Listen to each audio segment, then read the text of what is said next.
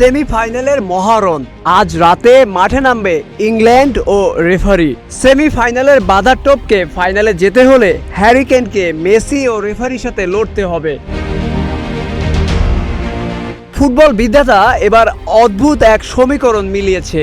Harry কেইনের বুকে নাইকের logo থাকায় ইংলিশ শিবিরে কিছুটা দুশ্চিন্তার মেঘ, অন্যদিকে জার্সিতে অ্যাডিডাসের লোগো নিয়ে মাঠে নামার আগেই চরম আত্মবিশ্বাসী লিওনেল মেসি ও মাঠের রেফারি। ম্যাচ শুরুর আগেই যেন একটা অলিখিত পার্টনারশিপ গড়ে উঠেছে এই দুইজনের মধ্যে। ইতিহাস বলছে আর্জেন্টিনার বিপক্ষে 5 বার মুখোমুখি হয়ে এগিয়ে আছে থ্রি লায়ন্সরাই।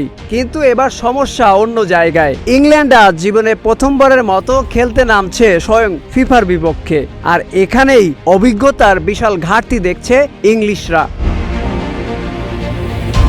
ব্রিটিশ পাউন্ডের জোরে দুনিয়ার সব কেনা গেলেও যে ফিফার আশীর্বাদ কেনা যায় না, সেটা এখন তারা হারে হারে উপলব্ধি করছে। ইংলিশ সমর্থকদের দাবি, মাঠে যতই তারা রক্ত জল করা ফুটবল খেলুক না কেন, ম্যাচের শেষ মুহূর্তে রেফারির একটা বাঁশির ফুতেই সব স্বপ্ন ভাঙতে বাধ্য। সোশ্যাল মিডিয়ার টোল প্রেমীরা তো বলেই দিয়েছে, হাত দিয়ে গোল করা ম্যারাডোনার দলের সাথে জেতা সম্ভব, কিন্তু ফিফা বয়ের সাথে জেতা ইম্পসিবল। অনেকে আবার সান্ত্বনা দিয়ে বলছেন, ফিফা বয়ের মুখোমুখি হতে পেরেছে, এটাই তো ইংলিশদের চরম ভাগ্য। এতদূর পর্যন্ত আসার পেছনে কোনো তান্ত্রিকের কালো জাদুর অভিশাপ কাজে না দিলেও সেমিফাইনালের এই দুর্ভেদ্য প্রাচীর টপকাতে না পারলে এবার হয়তো কেইন বাহিনীকে বিমানের লেজ ধরেই বাড়ি ফিরতে হবে।